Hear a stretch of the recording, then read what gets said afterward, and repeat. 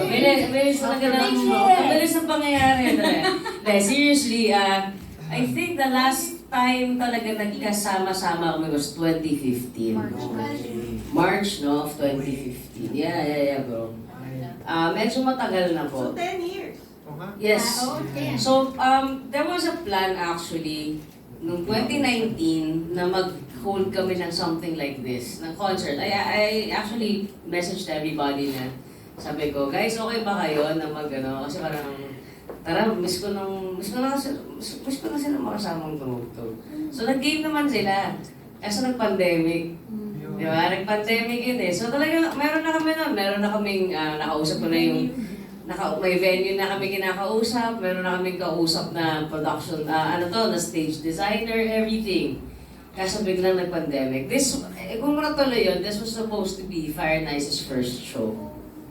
But it didn't happen because of the pandemic. So, na-move siya na-move hanggang sa daming nangyari sa mga buhay ng isa't isa. And then, I don't know how the conversation parang started again. But, Ikaw, sa'yo nang galing. Ako rin ba? Oo, tapos mo lang kami. Ikaw naman Siyempre, diba? Showing pa ka na? Yes, thank you, Ice. Salamat, Ice. Kasi after nung series niya ng video kay sabi, ano gagawin ko na next? Balikan natin. pero sobrang namiss ko silang kasama talaga. Yeah, at some point naman during those 10 years, may mga nagkakasama-sama sa amin. In shows, lalo na nung benefit, Congrats. Yung si Princess. 10-year anniversary ganyan. Sorry. Benefit kasi, kumanta kayo for free. Ay, tama, sorry.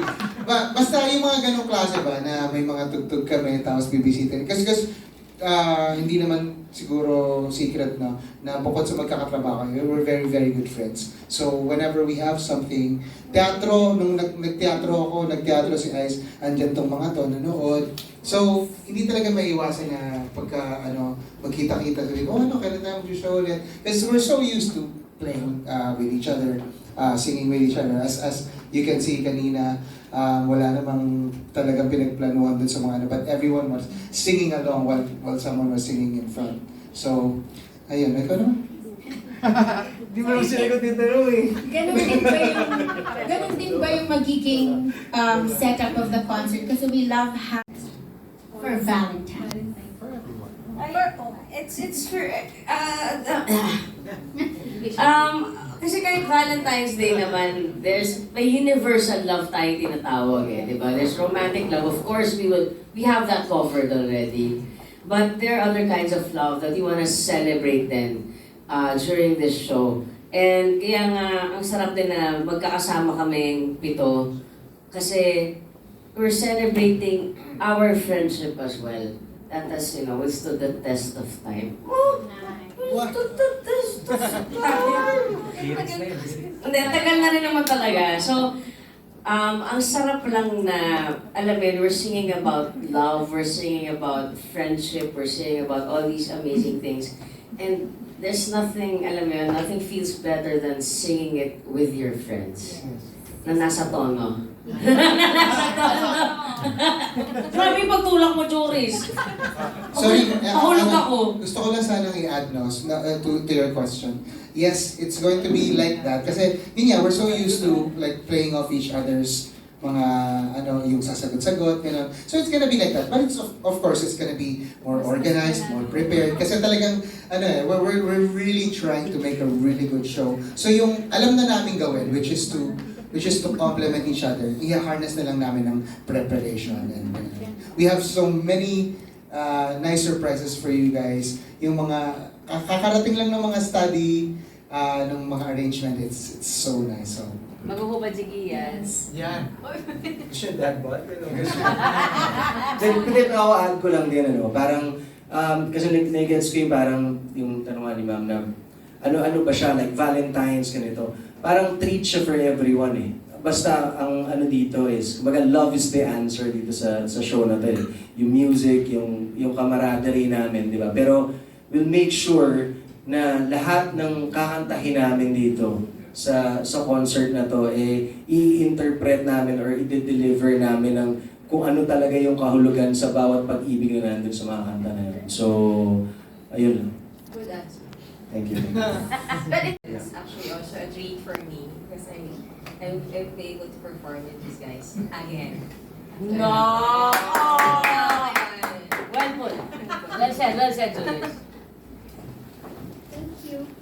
You're welcome. Thank you, Rumi. I always do the creative direction. So, the Love Sessionistas is actually their love letter to their fans. Kasi napakatagal na rin na inaabangan sila. It's been a while since they've seen singing together. So, napakasarap na makita sila na magkakasama ulit singing because hindi naman natigil yung kanilang careers after Sessionistas, di ba? After that, they've actually went on and live out their careers. Yung iba nagkapamilya. So, it's nice for the fans to also be updated. Nasa na sila ngayon, di ba? Where are they now? What have they been doing? And ano na sila from the last time na nakita sila together? So, it's a concert of their journey as friends, but also their journey as individuals. So, yun talaga yung makikita natin. Hindi lang natin sila makikita as Sessionistas, but makikita nyo sila as Noy, City, Kian, Princess, Duncan, Juris, and Ice. So, it's super exciting dahil ibang klase yung chemistry nila. We had a photo shoot last November, right? And talagang hirap na hirap yung team makakuha ng dissenting picture. Kasi Parang Lisa, parang magpalituloy yung sasabihin mo. talagang nagtatawanan lang sila. So, ayun, napaka-exciting. Ayun, so because of that, siguro maybe we can give them Ang galing lang kasi habang ito nangyayari itong lahat ng to, na-realize ko lang din na ito pala yung tipo ng concert na pwedeng magkakasama rin talaga yung buong pamilya. Kasi yung genre na sakop nitong gagawin namin alam mo yun, parang maganda na magkakaibigan, magpamilya, magkasama kasi good vibes na talaga yung ibibigay namin. So, yun. Totoo yan. Di ba? Hindi, totoo yung sinabi mo. Kasi yun yung... I think kaya kami pinagsama-sama in the first place eh. Kasi we represent the different genres, di ba? And so, busog na kayo sa aspeto na yun sa music pa lang. But, lagay mo pa yung mga iba-ibang ingredient kagaya ng pagmamahal, kagaya ng, alam mo, hindi lang pagmamahal sa music, pero pagmamahal namin sa isa't isa. I think it will just show the people that, alam mo yun, it's amazing to see people on stage who's just having fun. And fun doesn't just mean na nag-enjoy lang kayo basta-basta, but you know, giving life to the songs that we're singing, that we will be singing. Kagaya na sinabi ni Liza, ito, maraming aabangan dito because of course, the nostalgia part. Hello? Yes. Oo. Oo. Yeah, phone question. Yeah. So, kagaya na sinabi ni Liza yung mga abangan niyo dito. Of course, the nostalgia of it all, di ba? How we all started. Pero, ang gusto ko rin ditong part, syempre makikita niyo rin yung journey namin. Sa 10 years na hindi kami magkakasama, ang dami nangyari sa mga careers namin. And ang pinaka-excited akong part dito is we have this segment called the unreleased songs. So this is the first time that you will be hearing these songs sa inyong lahat. I've never performed this song that I'll be singing. Marami sa amin dito hindi pa na-perform. So excited din kami para marinig ninyo kung sino kami ngayon 10 years after nung huli kami magkakasama. Yeah. So, Lahat may unreleased songs? Meron kami medley of unreleased songs. Okay. So, ang question ko is, Ay, sorry, mali pa pala. Iba ata yun. Ibang city. Huwag niyo ko pansinin. Si Joy parang may gustong aminin. Ano yun? Ay, sinyoy na! Ay, naku! Kung meron Wala kayo akong kagusto sa babae kanila, yan. buti na lang hindi kayo nagagusto, wala kayong mapapalasa. Yung sunod ko kasing questions. Joke lang. Actually, hanggang ngayon may ongoing debate kung sino po yung pinakagawa mo sa kanilang Meron pa naman. Tapos na po! Sino ba? Sino ba? Tapos na yung debate na yun. Tapos na. Hindi po ako eh.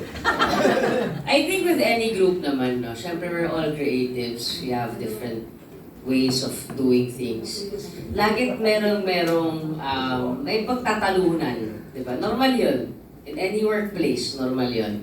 But I think what's nice about this group is, lagi kami may open forum. Di ba? Tama naman. Tama.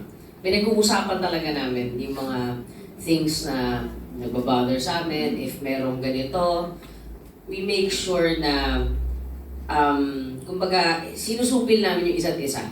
Pag may late, sabi namin, oy, ba't ka late? Alam mo yun, yung hindi na namin papaabutin sa lugar na, sa panahon na, magiging issue na siya na pwedeng ika-away ng grupo. So parang, we are each other's keeper. Parang ganun. Yeah. Confident sa sarili naming mga talento. Pero pag magkakasama kami, all ego is left out of the door. Parang, ang goal namin is to have fun, to make good music, and just be happy. Parang iyon yun, di ba? In fact, I wanna share lang na nung yung issue na yun na paano yung billing, parang lahat nag-freeze eh. Parang we didn't want to to tackle that. Parang ayaw na, pwede bang wala na lang yan?